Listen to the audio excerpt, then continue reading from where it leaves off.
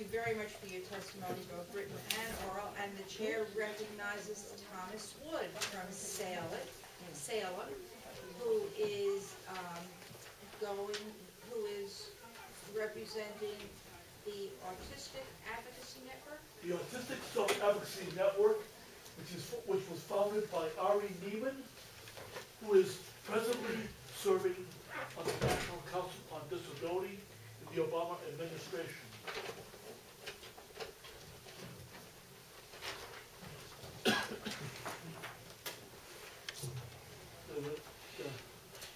I'd like to thank the representatives here for taking their time to hear my testimony. As I said, I'm Thomas Wood, a 55-year-old adult with the lifelong disabilities of autism and cerebral palsy. And as a matter of ethics, I am opposed to the adoption of New Hampshire House Bill number 1325 for the following reasons. With Asperger's syndrome / autism, there is a very high comorbidity with unipolar depression, bipolar syndrome, and obsessive compulsive disorder.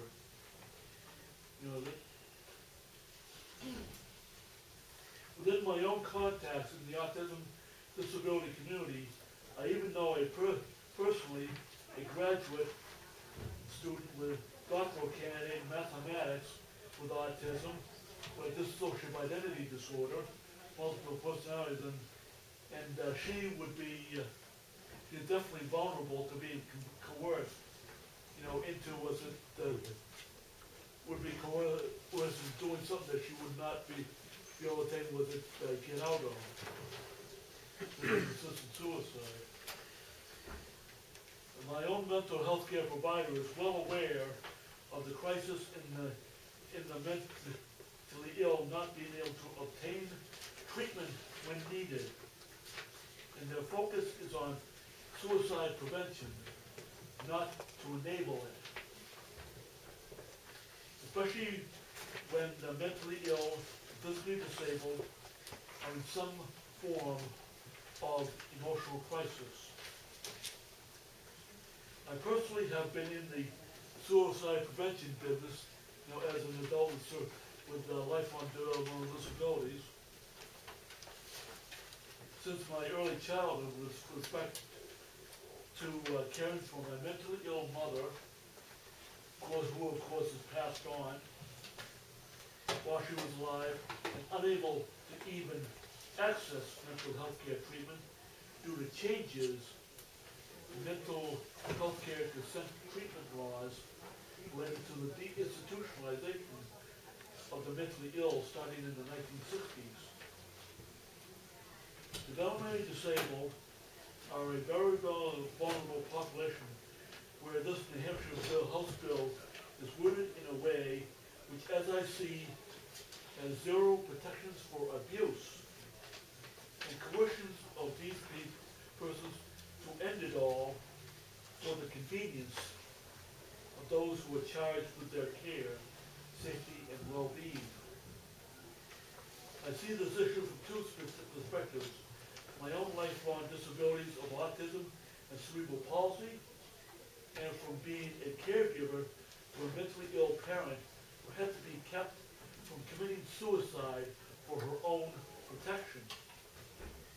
I'm lucky that I can speak for myself as a disabled self-advocate.